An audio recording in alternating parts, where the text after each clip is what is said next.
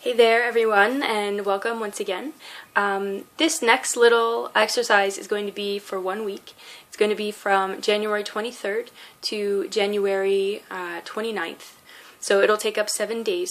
But before I go into the experience that we'll have for the next week, I want to share a bit with you about identity and the mind.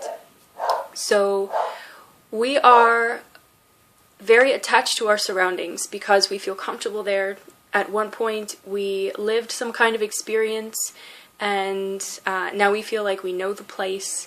And it's like a grocery store you walk into. It's this grocery store you go in all the time. You feel comfortable there.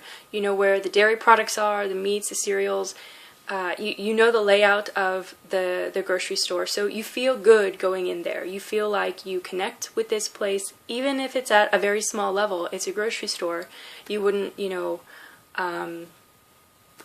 sleep in any of the aisles, but you still have a feeling of familiarity there. So you identify with this. This grocery store is now part of your identity. So if you travel, you are more likely to look for this specific grocery store and go there to get your groceries rather than trying a different grocery store. Same with gas stations, banks, things like this.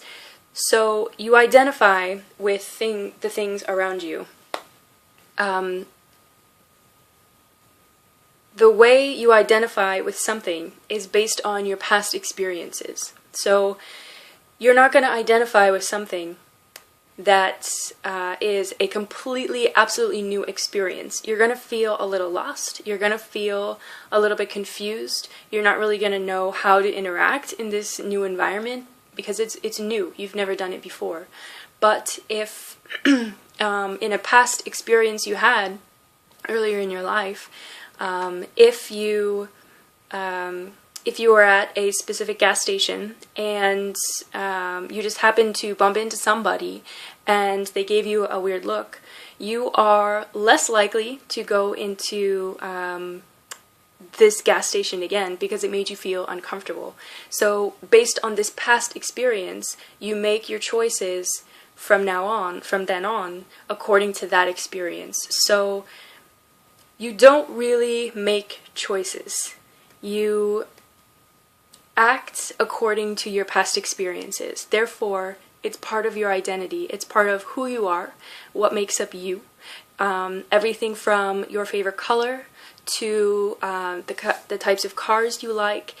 All of this is what you identify with. Many people even identify with their name. So if somebody calls you a different name, you may even get offended. It doesn't change the fact that you are who you are.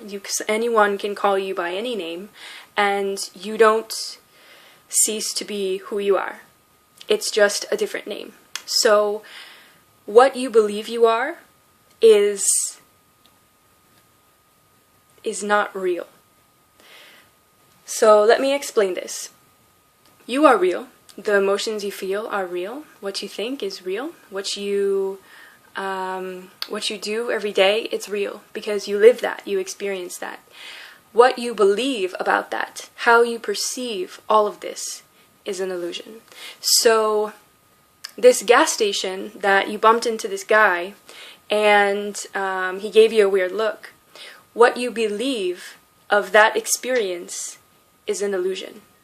It happened.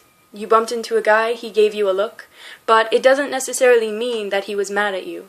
Maybe he had something on his mind, and he already had this look on his face, but he just happened to turn to you, and then you saw it, and you thought it was projected onto you. You thought he was blaming you for bumping into him. It's a small example, but we do this all the time. We take for granted that we believe that how we perceive the world is the right way to perceive the world. And it is according to you, but according to other people, it's not. So your identity is a cause of suffering. So this next week, and actually the next couple weeks, we're going to be really working on the mind, because the mind is what creates these fantasies. It's what judges where you are and who you are. And by giving your mind so much power to do this, you actually have less power in the world, to act in the world. So your identity is something that is a huge part of you. And I'm not saying you have to be no one. I'm not saying that you should completely let go of your identity. You have to be called something so people can reference you. You have to have a job so you can work and eat. You have to have a social security number, and you have to speak to people. You have to use your mind. But if someone challenges your idea of who you are, do you suffer? Do you have to prove to people that you are right? Do you look for other people to understand who you are or what you're saying?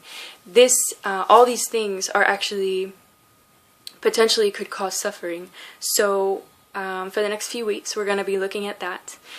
So the task for January 23rd through January 29th, you're going to find a book. It can be any book, preferably one you've never read before. It should be a minimum of 100 pages. You're going to read at least 10 pages every day. You can read more if you like, but you must read at least 10 pages. So if you only read 10 pages every day, you'll read 70 pages in a book. But if you want to read more, that's okay too. So every day, at any time you want, you read 10 pages of a book, preferably one that you have never read before. You can read in any environment that you feel comfortable.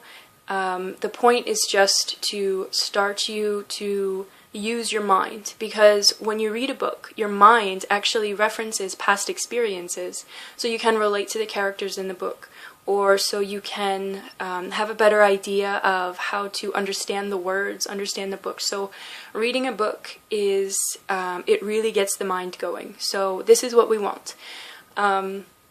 In a few days, I will make another video, and I'll give you another experience or another little task to add to it. It's not going to be huge. You still have to read 10 pages every day. So if you have any questions about this, of anything I said, please, please, please, in the next week, you are more than welcome to write to me. You can find me on my blog, or you can find me on YouTube or on Facebook. You can write to me on my email address. That's okay too. And again, this one is for January 23rd through January 29th, and in a few days I will make another video giving you a bit of an update. So that's it. It's pretty simple. The first couple days, just reading 10 pages or more if you choose to every day, and just observe how the mind really, it's a really awesome tool. It really is. But we give it a lot of power. We give it a lot of leeway to just go and fantasize about all kinds of stuff. So just observe it. You're not changing anything right now. You're not managing anything. You're not trying to change habits. None of this. You're just observing. So find a good book, one you've never read before. Go ahead and start reading it starting January 23rd. And in a couple days, I will see you.